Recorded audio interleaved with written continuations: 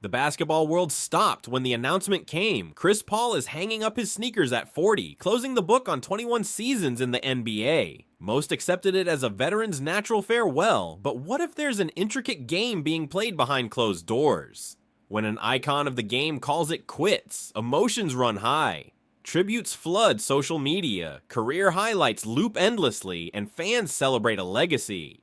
But beneath the surface of this touching goodbye, there's a carefully orchestrated strategy unfolding, one that involves power brokers, franchise owners, and league executives. Chris Paul isn't your typical retiring athlete. He's a basketball genius, a tactician whose influence extends far beyond the hardwood. The circumstances surrounding his exit carry the fingerprints of something much bigger than personal choice. Get ready to uncover the invisible threads that determine how legends leave the game. What you're about to discover will fundamentally shift your understanding of how personal decisions really work in the billion-dollar universe of professional basketball. At 40 years old, Chris Paul walks away from the game. 21 seasons of excellence, an undeniable legacy, yet everything came to a head following an unexpected waiver from the Los Angeles Clippers this past December. Let's set the stage. Paul was with the Clippers, back for his second stint with the franchise. Then, mid-season, without warning, he's let go. This wasn't some elaborate multi-team exchange. No complex negotiations involving draft picks and salary matching. Just a straightforward waiver. To casual observers, this registers as predictable. A 40-year-old veteran whose body finally surrendered to the relentless grind of an 82-game season, endless travel, playoff intensity, and demanding practice schedules. After all, how many players maintain elite performance past 38 or 39? But here's where the first thread needs pulling. Chris Paul wasn't struggling on the court. Sure, his numbers weren't all-star caliber anymore, but he remained a valuable veteran presence. A locker room general, someone capable of developing younger players. So why the abrupt waiver? Why would the Clippers, an organization intimately familiar with what Paul brings to a team, simply let him walk away? The explanation isn't found in box scores or advanced metrics. It's hidden in boardrooms where million-dollar decisions happen away from cameras and microphones. Then comes the strangest move in this entire sequence. A lightning-fast agreement with the Toronto Raptors, yet he never stepped onto the court. Let's digest this for a moment. Chris Paul puts pen to paper with Toronto, a franchise rebuilding and searching for direction after years of roster turnover. On the surface, the logic seemed sound. An experienced floor general could accelerate the development of Canada's young talent, yet Paul never logged a single minute wearing Raptors colors. Not one preseason appearance, not a single official practice open to media, nothing whatsoever. This raises unsettling questions. Was this arrangement merely for show, or was it a calculated maneuver toward a predetermined conclusion? What prevented one of history's greatest point guards from even debuting with his new team? Consider this. NBA contracts are intricate documents involving lawyers, agents, comprehensive medical evaluations, and league approval. This entire machinery was activated for a player who would never actually play. Or did this agreement serve a different function? Perhaps financial compensation, perhaps strategic positioning, perhaps as part of a larger understanding the public would never learn about. In corporate America, this is called a golden parachute, a lucrative arrangement to smooth over a departure. In the NBA, apparently it goes by another name, facilitated career transition.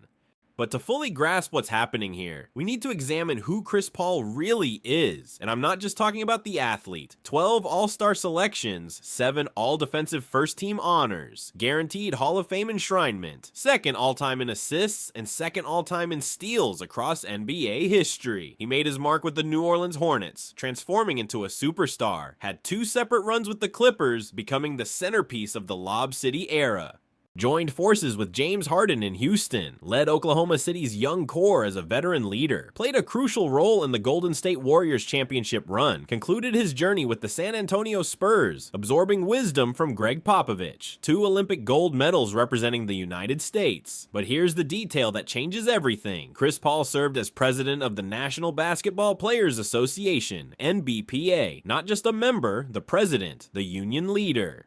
This means Paul wasn't simply a talented player, he was someone who sat across the negotiating table from Adam Silver and team owners. He knew the collective bargaining agreement inside and out. He understood the league's financial mechanisms better than 99% of players. This resume reflects power and influence, not just athletic ability, and people with this level of knowledge and connections rarely have their careers end through spontaneous decisions. So Adam Silver, the NBA commissioner, praised him publicly. Exceptional intelligence, fierce competitiveness, unmatched leadership qualities, beautiful words fitting for a player of Paul's stature. But here's the question nobody's asking. Why does a player with this much institutional weight, who had been dropping hints since November 2025 through nostalgic social media content, have his retirement made official only after being waived and signing a no-play contract? Could Silver's tribute be a dignified exit orchestrated to mask a more complex behind-the-scenes arrangement? Let's connect the timeline. November brings Chris Paul posting emotional throwback content from his career. December sees him waived by the Clippers. He signs with Toronto but never plays. February arrives with the retirement announcement. Silver immediately releases a glowing public statement. This doesn't resemble the chaotic trajectory of a career naturally winding down. This looks like a carefully followed playbook. Think about major corporations. When a senior executive departs, especially one who knows all the company's secrets, there's a process. Exit negotiations, non-disclosure agreements, compensation packages, carefully crafted press releases. Chris Paul was essentially a senior NBA executive disguised as a player. He possessed insider information, deep relationships, institutional knowledge. His departure couldn't be messy or contentious. So the league and involved franchises constructed a pathway, respectful waiver, transitional contract, period of reflection, and finally the announcement with full honors. A perfect choreography preserving everyone's reputation. The reality is that Chris Paul's retirement wasn't a natural ending. It was the outcome of a power chess match meticulously played in the NBA's executive suites. The Clippers' waiver wasn't about on-court performance, it was the opening move. The Toronto agreement wasn't about basketball, it was a financial and strategic bridge, and the announcement timing, perfectly aligned with mid-season, wasn't coincidental, it was coordination. Everything points toward behind-the-scenes negotiation where the players' wishes align seamlessly with league interests and franchise objectives. A planned farewell where the legend was escorted to the exit in a manner that protected his public image, preserved team reputations, and maintained the NBA's carefully constructed narrative as a league that honors its legends. Chris Paul possessed too much information, too many connections, too much influence. His retirement couldn't be chaotic, so all parties involved, league offices, franchises, agents, attorneys, crafted a clean, emotional, and fan-friendly narrative. Nothing happens by accident in the multi-million-dollar chess game. Every move was calculated, every statement was vetted, every phase was choreographed. And now you understand, when a legend retires in the NBA, they're not simply ending a career, they're executing the final play in a game that began long before the public announcement. Want to understand how these secret arrangements shape the futures of sports superstars?